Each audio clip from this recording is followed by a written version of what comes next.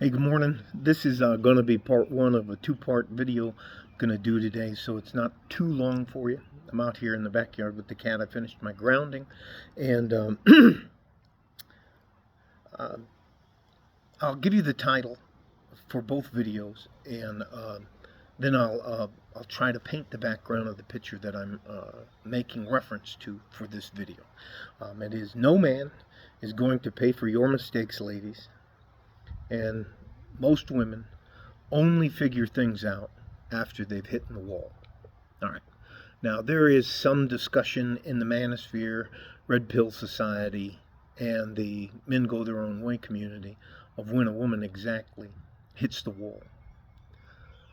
For me, this last Sunday, or in the afternoon, I was sitting with 5 couples, all in their 30s, my wife, my mother-in-law, and myself. So there were 13 of us sitting around an island in a kitchen and around the big kitchen table, the formal dining room table, and then we were all talking.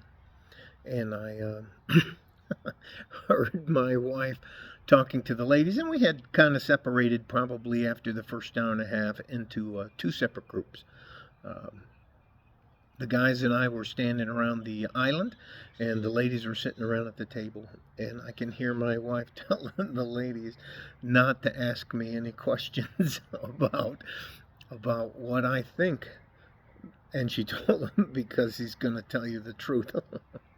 So anyways, one of the questions came up, and they decided that they would ask me. Now, mind you, 3 out of the 5 guys are formally engaged. And I don't know if you know much about Mexican culture. There's an actual traditional procedure where the father of the son comes and asks the family for permission, and they talk about what the benefits are, and da-da-da-da-da, and does he qualify. And it's just very, very, very nice formal tradition. So 3 of those young men have already gone through that, and the other 2 are thinking about it. All of these men are professionals. They have good paying jobs, and they are in their career phase, not their dreamer phase. They're all multi-talented, so that's not the issue. So the ladies wanted to come over and ask me why I decided to get married when I was later, if I do all these videos, which they said they had seen some of them on YouTube, talking to men about women. And I said, I'll tell you exactly what I told them. I said, okay, that's a fair question. I said, I vetted my wife. I had a list of requirements before I would ever consider marriage with a woman. And I listed my examples. She had to have her own money. She had to pay half of the bills. Not some of the time, not part of the time, not when she felt like it. Every month for the rest of our lives, she has to pay 50% of every bill we have. Mortgage, car insurance, health care, you name it, dental care, lawn care, electricity, gas, utilities, you name it, every bill. As well as we both can put in a combined account 10%, an additional 10% that we're not going to touch, that's going to help us have a cushion, oh shit fund. And we talked about the money part of that. And I also told them that no man nowadays, because the court system, is willing to get married without a prenuptial agreement. And that prenuptial agreement includes a list of questions such as, are you being coerced? Are you receiving any type of mental health care? There's all these caveats that people want. There's a list of questions, and it has to be videotaped. You have to have an attorney. He signs, you sign, my attorney signs, and I sign. It's all videotaped. You get a copy, I get a copy. That way somebody can't come back later and say, oh, you know what? I didn't understand, or I was under duress, or this or that, or I was having mental problems, or da-da-da. Yeah, just all the little bullshit that goes through it. And I also explained to them, do you realize how difficult it is to find a good woman without a tremendous amount of baggage attached to her? Every relationship women are get into, they take a little bit of damage, especially if it doesn't work out, especially if the guy treats her wrong in the prior relationship, especially if she gets her pride or ego hurt. She expects the next guy in line, or the next guy's turn, for him to pay for all of those mistakes. Now, that's just not going to work for guys nowadays. Guys just don't have to put up with it. If you're reasonably good looking, reasonably in good shape, and you have a career, you're going to become very attractive as you age as a man to a woman. And I said, women are on a sliding scale of diminished returns for a man as they age. And my wife punched me in the shoulder because when I'm wearing my ring, I said, and I hid my hand like this. I said, what makes all women, regardless of who they are, gain between 20 to 50 pounds? And I pointed to my wedding band. Well, it is what it is. We're all on our best behavior while we're dating. Anyway, so we're going back and forth and this and that, and it's hard. I'm not used to being around younger women. They can't contain themselves. There were a few times I had to say, look, you can't keep interrupting me when I speak, because I would get my question 3/4 of the way out, or one or two of them would already be giving me the answer and a rebuttal without letting me finish. Anyway, that's just the way it is. I call it an ambush conversation. Anyway, so we finished with all of that, and the basics of it boils down to, for you ladies, you cannot ask a man to pay for your mistakes. You can't ask the new guy in your life to pay for the past that has happened to you. You should not bring that into a relationship if you want it to be successful.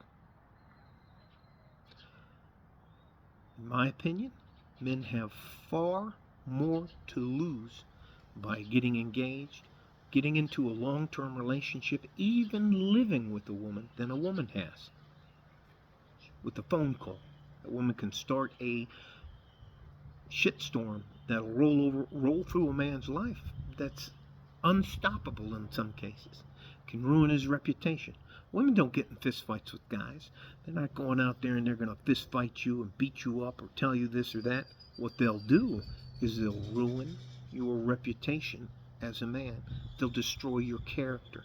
They'll say you're a beater, you're a deadbeat, you're all this and da da da da da da da da, and you're a drug user, or you're whatever you do. You're a drunk. You can't get it up. Well, all those things will, because they can't beat you up. They'll destroy your relation. They'll destroy your reputation. And if you're not willing to do at least half of the work in a relationship, ladies, it's just not worth the effort, and it's too goddamn hard to find a good woman. It's not that they're not out there. It's not that there aren't really, really beautiful, good-looking women, women who aren't maybe super attractive but are a 10 on the inside. It's just too hard to find you, and it's too dangerous, and that's why a lot of guys are just like, I'm out. I'm not doing this anymore. I hope this makes sense. I'm not bagging on women, but you cannot expect any man with any reasonable understanding of female nature, and I'm talking about hypergamy, I'm talking about reputation destruction, to not understand the entire horrific experiences men have to go through. Lose the ability to see their children, lose half of their money for maybe 18 years, at least 30% of their money. That's a big bird. Anyways, I hope I'm not beating a dead horse. I'm not saying that there aren't good women out there, or there aren't good single moms out there. I'm not saying anything like that. What I'm saying is that the juice isn't worth the squeeze. The end product isn't worth the work involved to get to where you're happy. And a woman can check out of a relationship or marriage faster than a man can. Used to be a guy say, hey, I'm going to get a pack of smokes, or I'm going to go get some milk, and he just never came back. Those days are gone. So if you're going to ask a man to risk everything to be a part of your life. You have to ask yourself, what does he get in return? And if your only answer, well, he gets me. He gets me. You're out of your mind. You're out of your mind. You better be willing to pay half the bills. You better be willing to work. You better be able to carry half the load. And if you're not, it's not even worth negotiating. All right? Stay safe and healthy. Take care of each other if you can. And if you can't, you have to take care of yourselves. Men, you're the prize. I hope this isn't falling on deaf ears. Anyways, I love you guys. Uh-oh. Like a fart in a G-string. West Texas, El Paso. I'm out here. I'm going to show you the cat out here in the yard sunbathing. There she is. Enjoying the sun. I don't know what that bird is. That's a big old black bird sitting up there. Anyways. Bye-bye. This is part 1 of 2 parts. Bye-bye.